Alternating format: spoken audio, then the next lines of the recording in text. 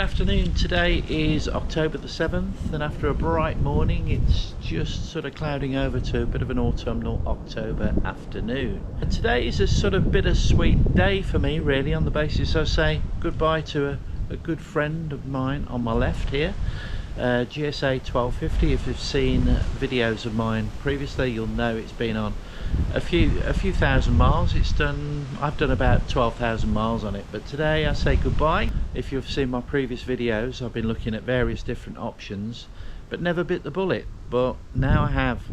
So if that interests you, grab a cup of tea, grab a cup of coffee. I'll have a little chat on the way over to the dealership and you'll see what I've ended up with. Stick around, stay tuned.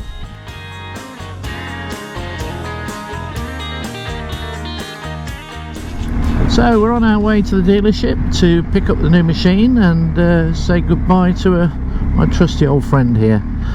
And what's the reason for the change? I've done what, 14,004, so 12,500 miles on this bike. If you've seen previous videos, you'll have seen that I've had a corrosion issue around the engine, a common problem on 1250s and 1200s. That's actually now been fixed under warranty. I thought they'd replace all of the engine casings, but they haven't. They've actually replaced the left engine casing. It took them a week to do, and probably I started that discussion with BMW back in February. So all told, it's taken what 6 months to get that sorted. Not the reason for the change. Basically, I've been thinking for the last sort of 12 months. If you'll have seen a previous video, I test rode the 1300 GSA over at Centre Warwick. It's had 15,000 views, to my surprise, that video. If you've not seen it, check it out. What a great machine I thought that was. Mate of mine, Peter Chiswell, if you've looked at previous videos as well, you'll see he raves about the one he's got. He's got a GSA ASA triple black in comfort mode.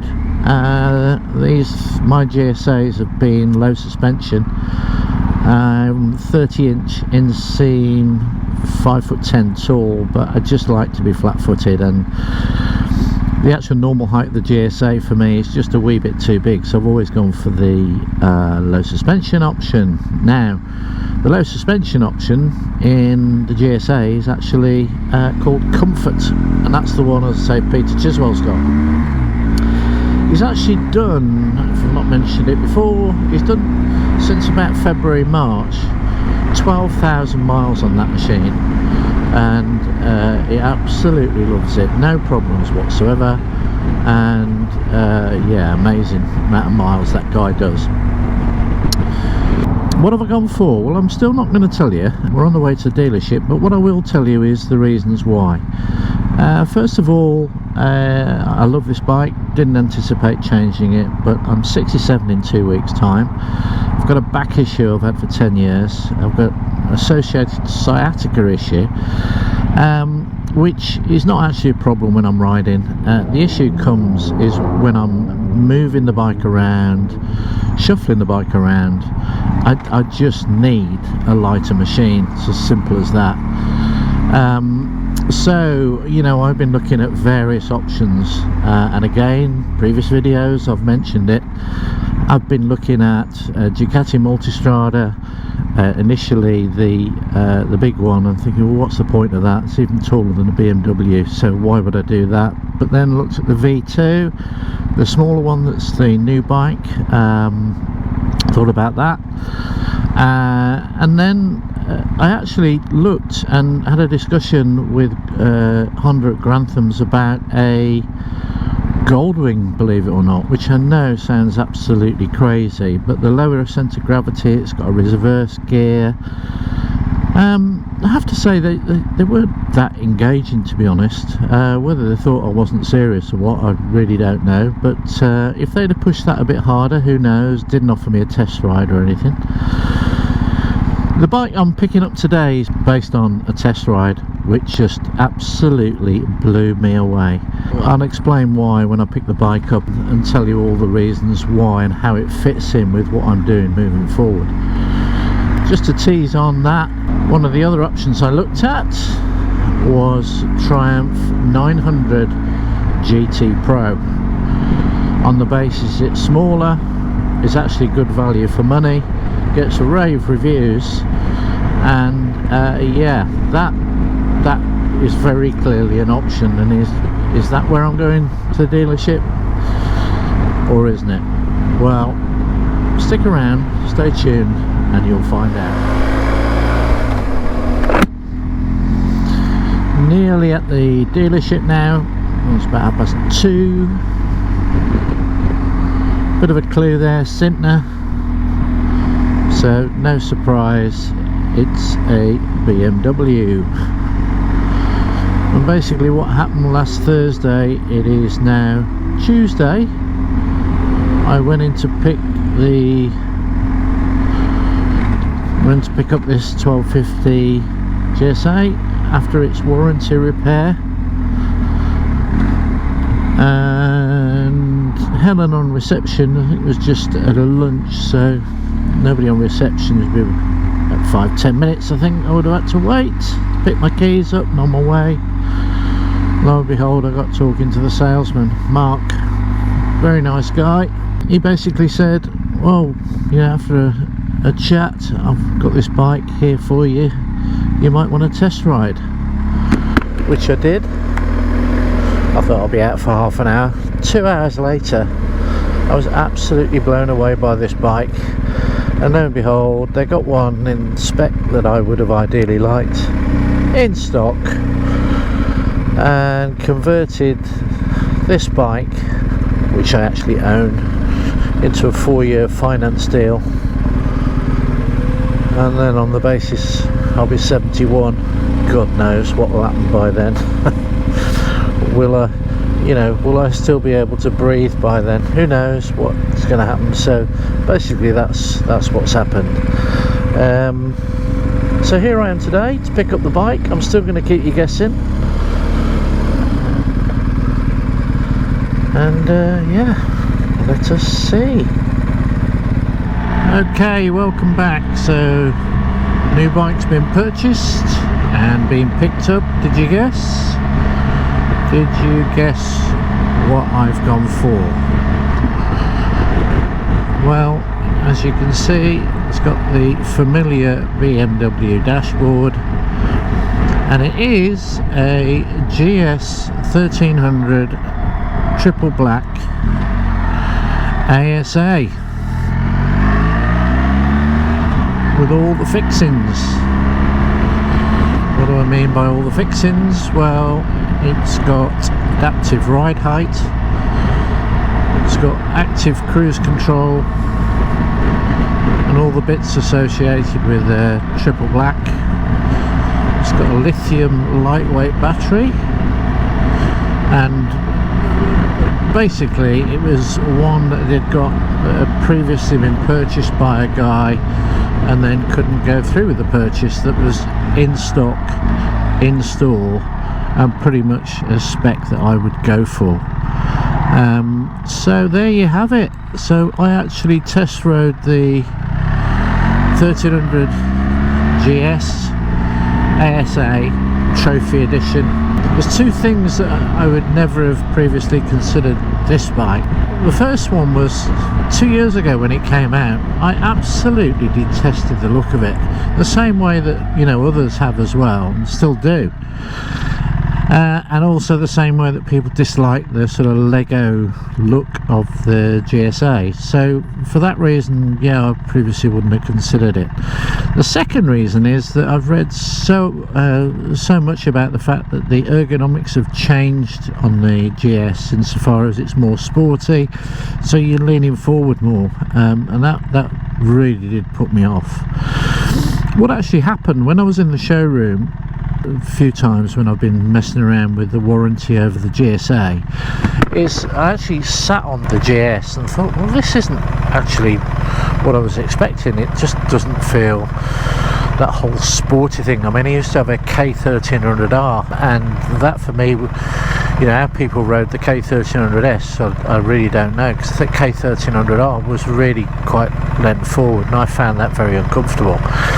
but I just did not find this as sporty as I was expecting. So that was the first thing. And then the second thing, clearly 2 years later, the looks have actually, they've grown on me to, you know, and that's what happens, isn't it? You know, familiarity in terms of previous models, you just get used to how things look in a certain way. And you know, this was a shock to the system in the same way that the GSA has been a shock to the system.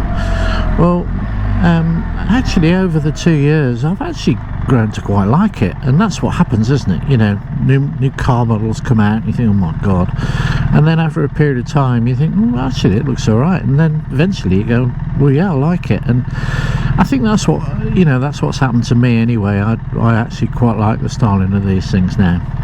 The second thing, you know, is the sportiness in terms of the, yeah, clearly it's a little bit more forward. I am going to put bar risers on this. I think that will make a difference. I had bar risers on my GSA and that definitely made a big difference. So I think I'll be doing that anyway. I cannot express the, you know, how much different the ride is on this in terms of the lightness, the compactness compared to my 1250 GSA. Combine that with the automatic gearbox is just an absolute game changer. I mean, if I just flick through the box here with a quick shifter now, that's in manual, and it's just sublime. It really is. It's just, you know, the old clump that goes between first and second.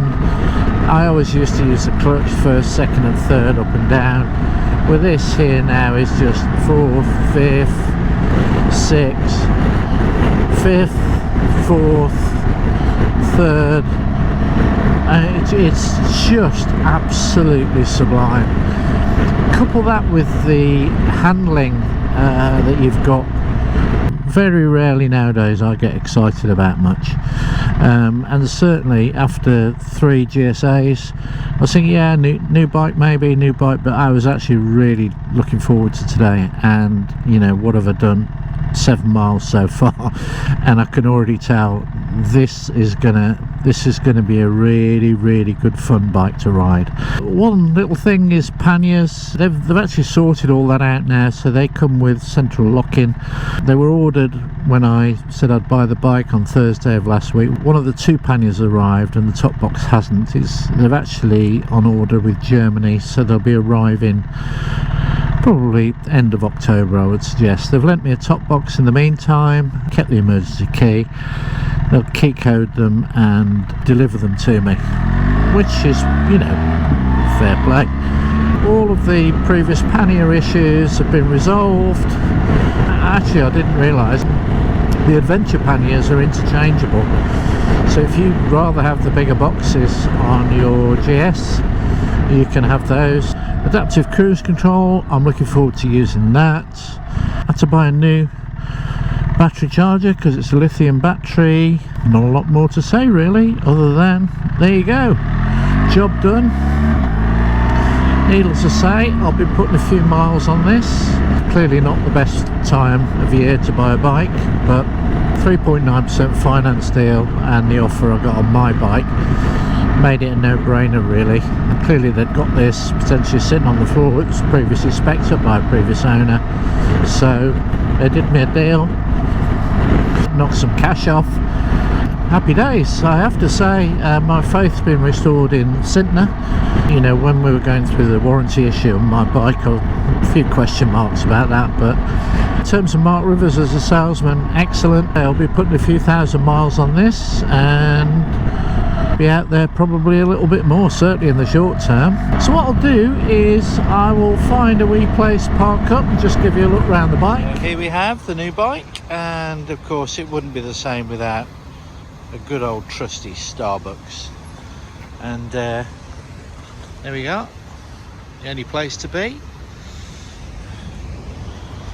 So just going around the bike, triple black, as you can see. They've lent me the top box. I think I mentioned earlier, panniers and top box are on order, coming the end of October, so a couple of weeks. The finish on the engine, as you'll have all seen anyway, it looks a lot more robust than was on my 1250. It's got the adaptive cruise control, as you can see there, ACC.